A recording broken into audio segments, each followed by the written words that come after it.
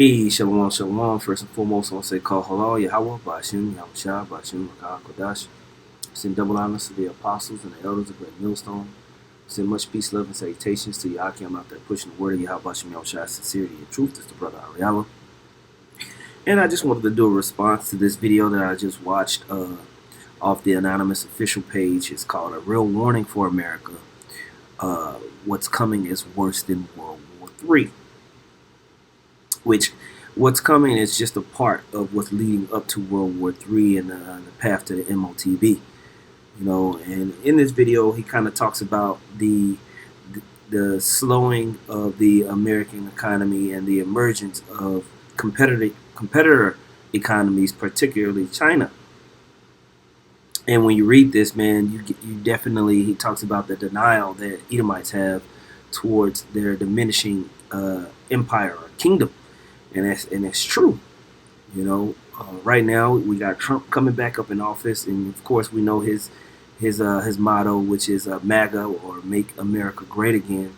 There's a sentiment and there's a mindset amongst middle class and upper echelon Edomites that if we fix a few things that's going on in America, if we bring more enterprise to America, America can rekindle itself as this just great beacon of golden,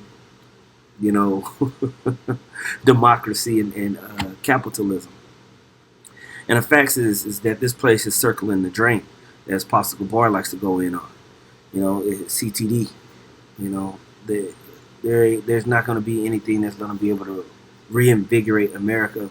These competing nations are being risen up by Yahweh Shemel Shah to lead into Armageddon. And there's nothing that anybody can do about it. But I want to read a couple of scriptures, listen to this video a little bit, just a small part of it, and Lord willing, this is edifying. I'm going to start off with Psalms chapter 49, verse 5. It says, "Wherefore should I fear in the days of evil, when the iniquity of my heel shall compass me about?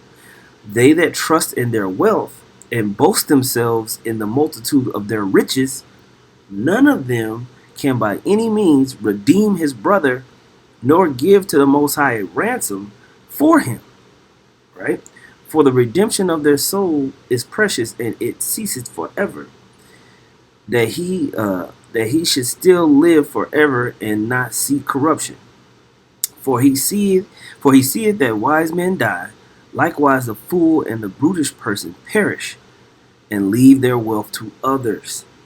Their inward thought is that their houses shall continue forever, and their dwelling places to all generations. They call their lands after their own names." And this is the sentiment that America has boasted, since its rise after World War II. Especially they've been able to take down you so-called Negroes, Latinos, and Native Americans, build up a cachet. It was insulated from the destruction of World War II, put loans and different economic burdens on other nations, and the United States was able to catapult itself ahead of all the other nations, even Britain. Okay?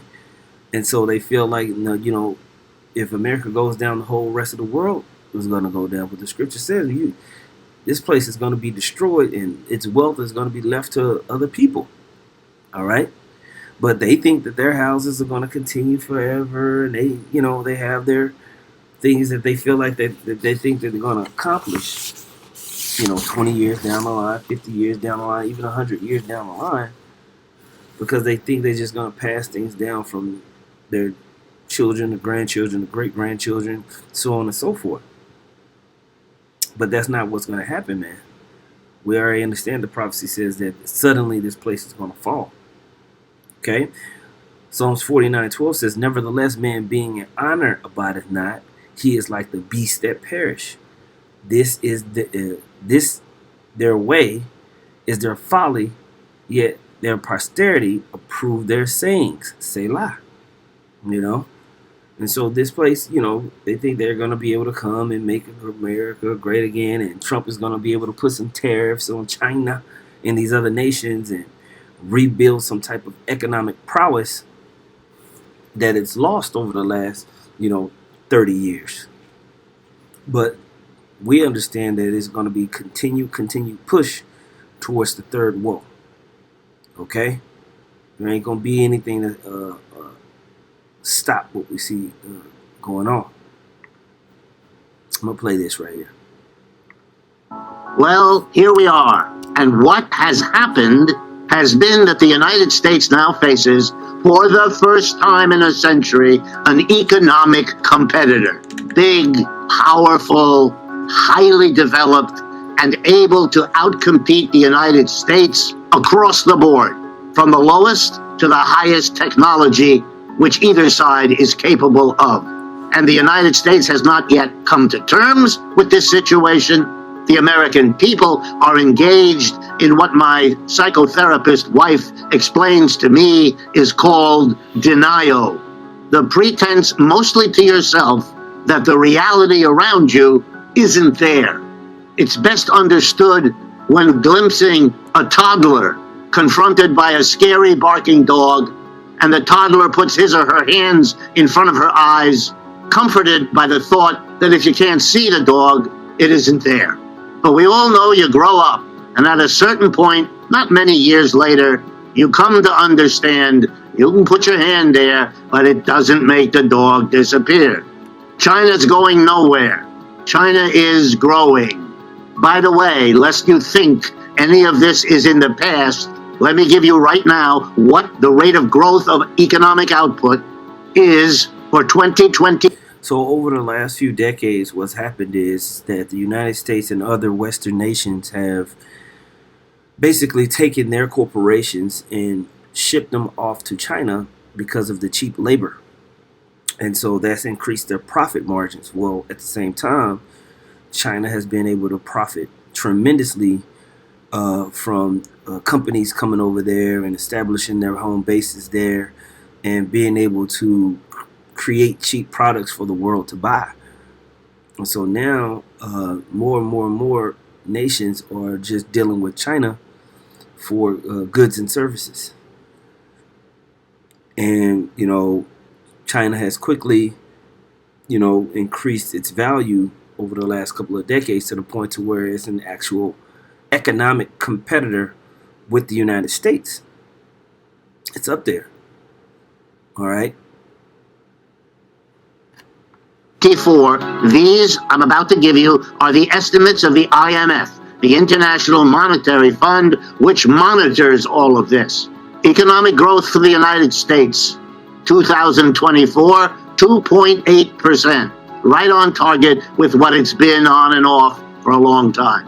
The economic growth of People's Republic of China this year will be 4.8%, nearly double. And the economic growth of India will be 7%. The next time you hear an American politician or you read in an American newspaper how the American economy is doing better than anyone in the world, please remember the word denial. That kind of statement, which I encounter almost every day, is the exact equivalent of a toddler putting fingers in front of her eyes or nose in hoping that the scary dog will go away. Not only have the Chinese outgrown us, but they have built an alliance with other countries that are recognizing that what was true for the last 75 years, a global economy dominated by the United States as the country that came out of World War II with no bombs that fell on it other than Pearl Harbor, and less damage than any other developed country. The Chinese have built an alliance called the BRICS, B-R-I-C-S. All right, so now you have this competing coalition that's basically linking with all the nations that we read about in the book of Ezekiel, the 38th chapter. And, but just like he said, there's a denial from the United States on where it sits, that there's an actual threat out there that's willing to compete, because America's been on top for so long, like I said, after World War II. And they thinking that they'll be able to just change some bureaucracy and some policy and snap back into its natural hegemon or power seat. Jeremiah 51:7 says, Babylon have been a golden cup in the Lord's hands. And we understand that the Babylon and end time prophecy, this mystery Babylon and end time prophecy, that's America. Babylon had been a golden cup in the Lord's hand that made the earth drunken. The nations have drunken of her wine, therefore the nations are mad. Babylon is suddenly fallen and destroyed. How for her? Take balm for her pain, if so be she may be healed. We would have healed Babylon, but she is not healed. Forsake her, and let us go everyone into his own country. For her judgment reacheth into heaven, and is lifted up even to the skies. And we see it. We're seeing this on the global landscape. All right, India, China, other Asian and Pacific nations are doing business with the BRICS. All these other nations are starting to operate outside of the SWIFT system of payments to render payments to goods and services and merchandise. All right. Now, the U.S. dollar is still the dominant liquid currency. That's why when Babylon falls, when America falls, all these other nations are going to crack and crumble, because this whole global system is still pegged pretty much to the dollar. All right. And they've done nothing but duplicate what America's done economically, and they've been successful with it, but they're still tied to America. All right, but the scripture says we would have healed Babylon, but it will not be healed. So all these different, even when they try to do the MOTB and create some type of global, digital currency system, that ain't gonna fix nothing. It's still gonna fracture on itself. Everybody gonna go to war and destroy themselves in all the mayhem. But the point is, these other nations are creating alternative economic moves outside of the U.S., and that's going to lead to World War III. Okay. Yes, you don't hear as much about it as you ought to. It started a few years ago. Brazil, Russia, India, China, and South Africa. 5 countries. A year and a half ago, 6 more joined. And 3 weeks ago, 13 more joined. The BRICS together is more than half the population of this planet. The United States is 4.5%, not 50% of this planet. The total output of goods and services in the BRICS is significantly larger already than the total output of the United States and its major allies, known as the G7. The United States, Canada, Japan, Britain, France, Germany, and Italy. So now every country in the world, every company in the world is... Well, you still have to take into account that a lot of the output that's coming from the BRICS nations are still Edomite-owned corporations and businesses and banks that are just operating within the BRICS nations. Okay? So you have this stuff coming out of the BRICS nations, but it's a lot of these corporations and banking systems and financial institutions are owned by European Edomites in America. Okay? But like I said, the point is you're starting to see these other nations rouse themselves up. All right? This is Habakkuk, the 2nd chapter in the NLT. Verse 5 says, let's start verse 4. Look at the proud. They trust in themselves, and their lives are crooked. But the righteous will live by their faithfulness to the Most High. Wealth is treacherous, and the arrogant are never at rest. They open their mouths as wide as the grave, and like death they are never satisfied.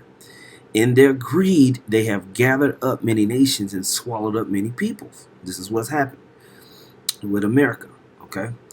But soon their captives will taunt them. They will mock them, saying, what sorrow awaits you thieves? Now you will get what you deserve. You've become rich by extortion. But how much longer can this go on? All right? By rape, robbery, and murder. That's how America and the West has gotten rich. Right? We all know this. Verse 7. Suddenly your debtors will take action. They will turn on you and take all you have, while you stand trembling and helpless, because you have plundered many nations. Now all the survivors will plunder you. You committed murder throughout the countryside and filled the towns with violence. What sorrow awaits you who build big houses with money gained dishonestly? You believe in your wealth. You believe your wealth will buy security, putting your family's nest beyond the reach of danger. But the murders you committed, you have shamed your name and forfeited your lives. The very stones in the walls cry out against you, and the beams in the ceilings echo the complaint. What sorrow awaits you who build cities with money gained through murder and corruption? And that's why we're saying we would have healed Babylon, but she would not be healed. There's nothing that's going to be able to stop the judgment and the downfall of this place, even though when you look at it, it's massive economically and politically, and the military might is outrageous. It's still going to be taken down, and we're seeing the factions of World War III, of Armageddon, quickly coming together, man. Quickly coming together. All right? Is reassessing and redesigning its strategy for the future. And what do I mean? Go back. And Italy. So now every country in the world, every company in the world is reassessing and redesigning its strategy for the future. And what do I mean? They're redesigning because the dominant player in the world of the last 70 years, the United States, isn't the dominant player anymore. There is a bigger player, richer player in the BRICS, which means if you're going to build a railroad in your country, you don't just go to Washington or London or Paris. You may go to them, but you're going to ask them what offer they can make, and then you're going to compare it to what you can get from Beijing, New Delhi, and Sao Paulo. And in case after case, the choice is made to go with the BRICS, not the West. So what do I mean? I mean to tell you all that if you ask me to tell you what is the biggest reality we now have to face, it's the end of the American empire. What we inherited from the British, because they had the last empire before this one, is now over, and there is zero chance it's coming back. It ought to have been a just like he said, there's zero chance that it's coming back. What is it going to do? It's going to go into perdition. It's going to go into perdition, man. There's nothing that's going to stop this downfall. All right, there's nothing that's going to beat it back, so to speak. You know, what was that? Revelation 17. This whole system is going to crack and crumble and collapse on itself, you know. And we know this. Let's see.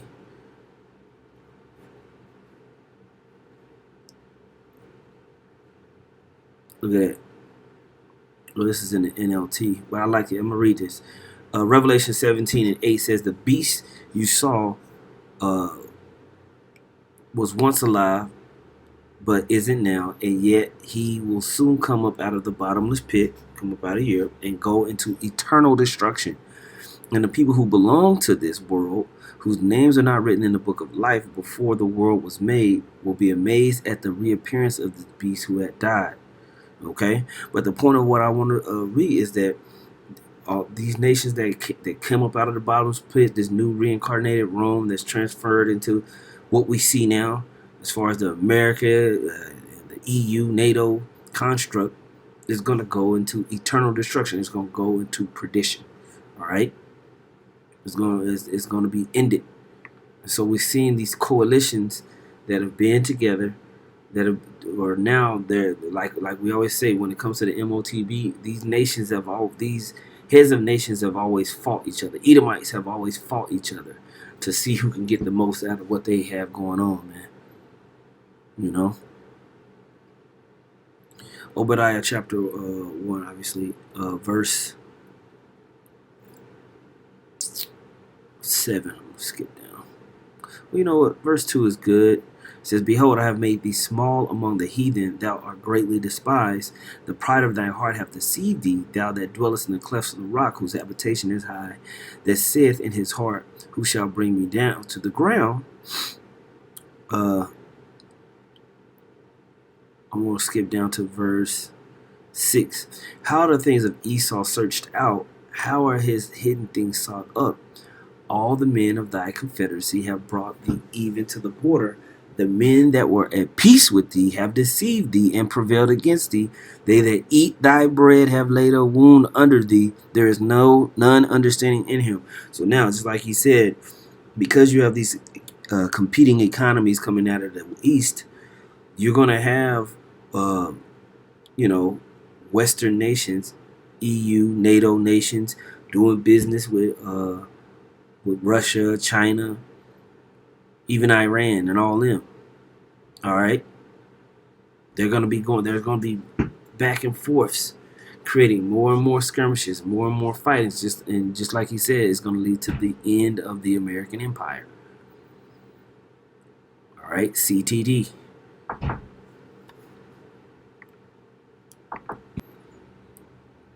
So going back into Obadiah 1 and 7, all the men of thy confederacy have brought thee even to the border. The men that were at peace with thee have deceived thee and prevailed against thee. They that eat thy bread have laid a wound under thee. There is none understanding in him. Shall I not in that day, saith the Lord, even destroy the wise men out of Edom and understanding out of Esau? All manner of chaos is going to be going on as this continues, and this is going to be sped up by Trump. Trump said he was going to come in first day with executive orders. It's going to stir up the whole global economy. It's going to stir up geopolitics all over the place. It's going to be crazy. I see that Trudeau out of Canada resigned because he knows shit about hit the fan. Okay, so it's about to get wild out here, man. Central issue in the presidential election we just had. Instead, the two candidates and their parties worked overtime to practice denial. No such a thing.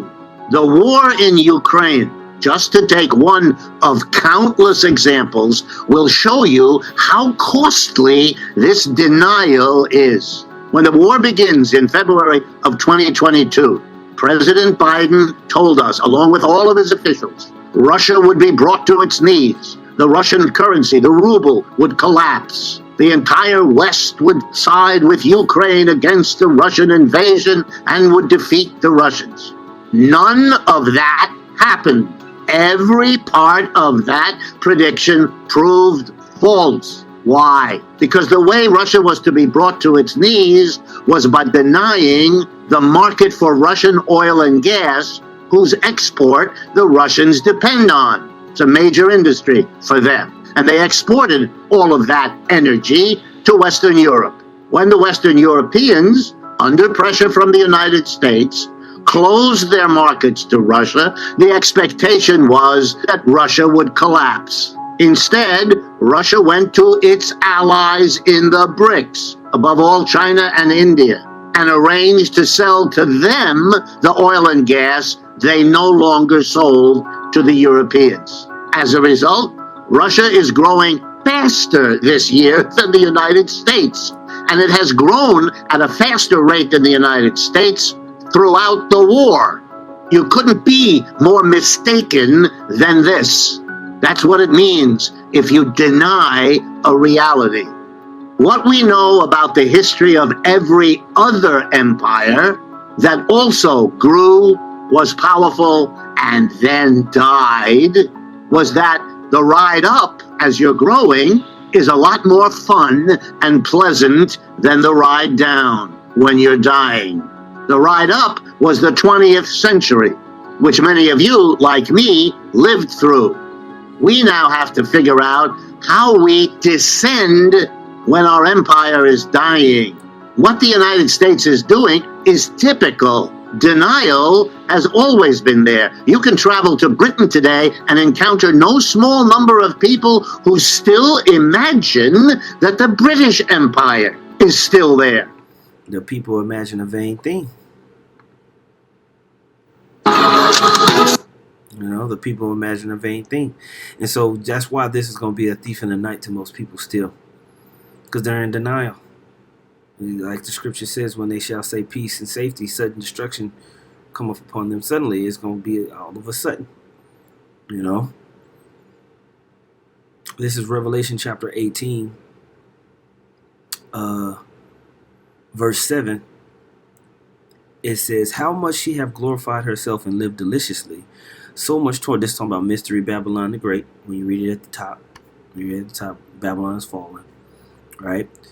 How much have she glorified herself and lived deliciously? That's what he talked about in the 20th century, the ride up. So much torment and sorrow give her, for she saith in her heart, I sit a queen, I am no widow, and shall see no sorrow. That's that denial, all right? That's the mindset that we're going to go on forever. We can't be touched. Therefore shall her plagues come in one day. Those scriptures also talk about that they dwelleth without care.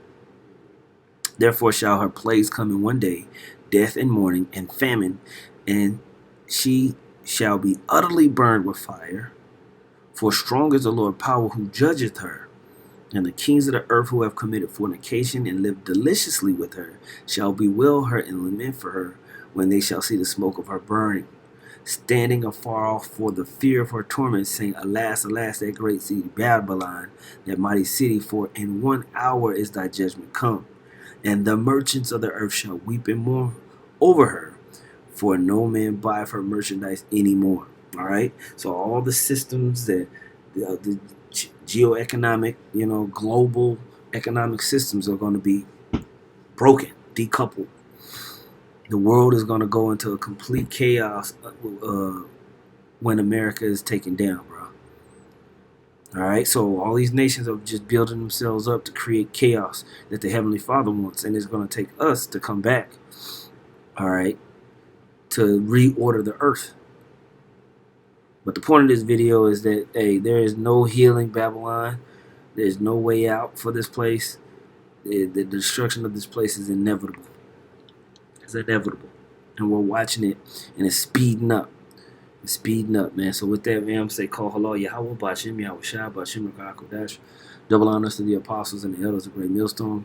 Much peace, love, and salutations to Yakim out there pushing the word of Yahweh, Bashim, Yahweh Shai, sincerity and truth. Shalom.